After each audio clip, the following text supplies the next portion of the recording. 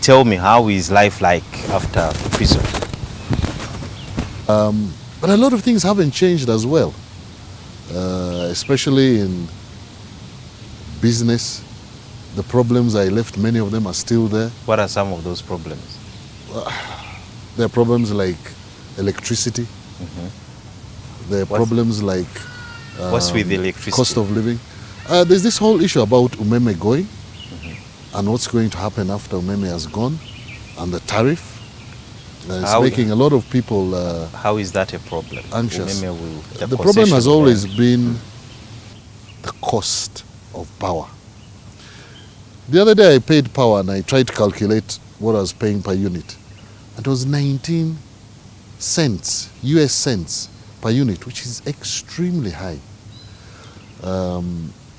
Industrial, I think the average they're paying is 11 cents. Should be half that.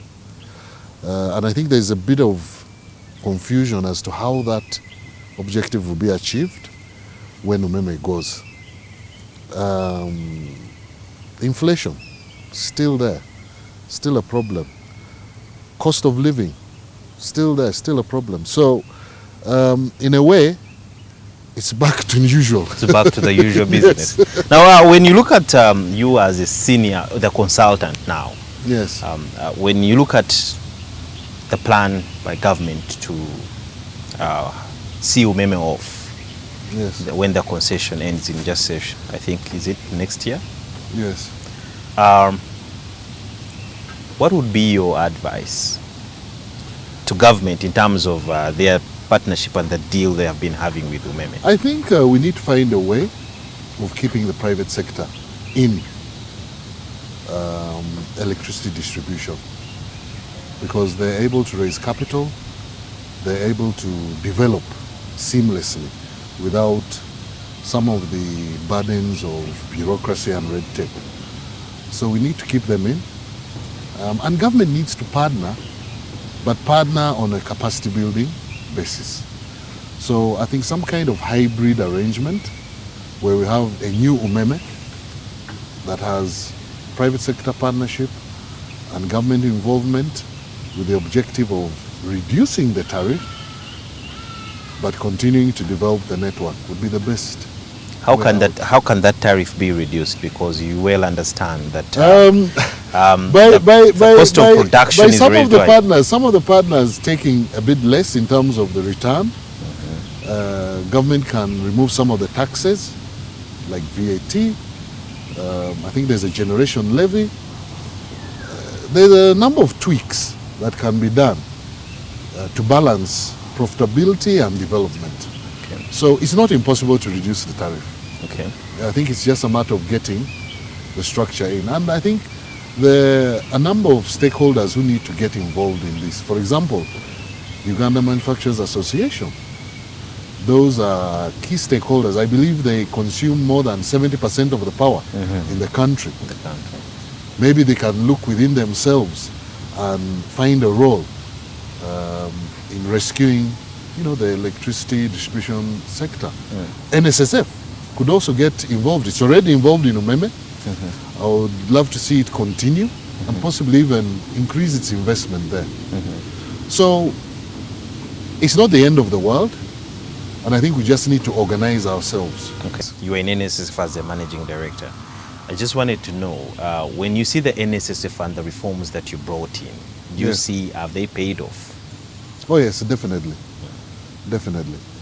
A lot of the vision I had for NSF has actually been crystallized.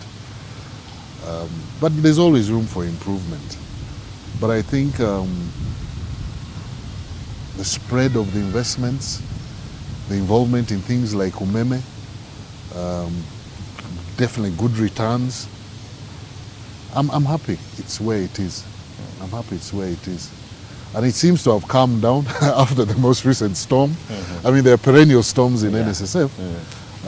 But I can sit back and feel smug because a lot of what I dreamed has come into realization, and obviously compliments to those who came after me and put all this into fruition.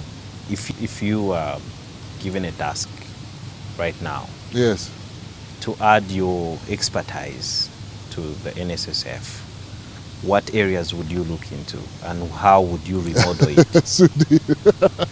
Look, at the end of the day, my forte is strategy, finance and investment. Yes. And it's not only NSF that needs my help. There are loads and loads. I have scores of clients.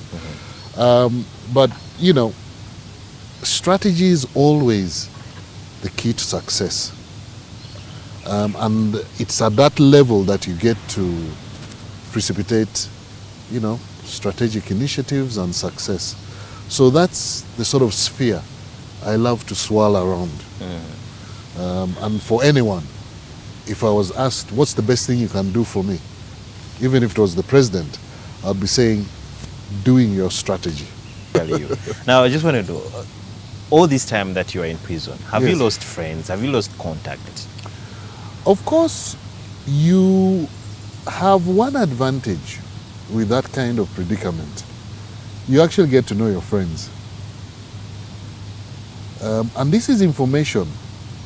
It's almost impossible to imagine how you could find it without going through such trials and tribulations. So I know my friends. I know who've been there for me.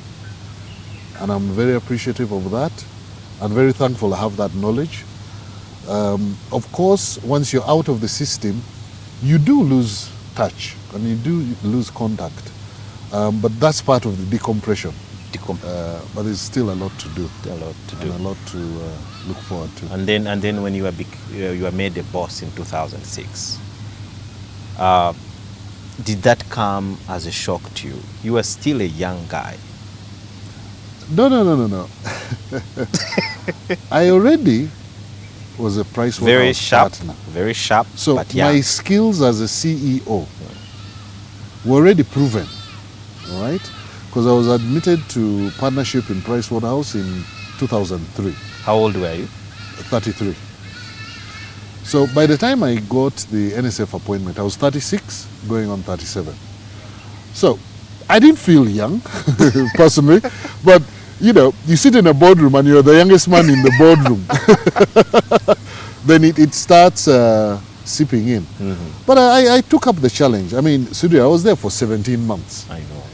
You know that most people think I was there for 17 years. But what I did in 17 months hadn't been done in 35 years.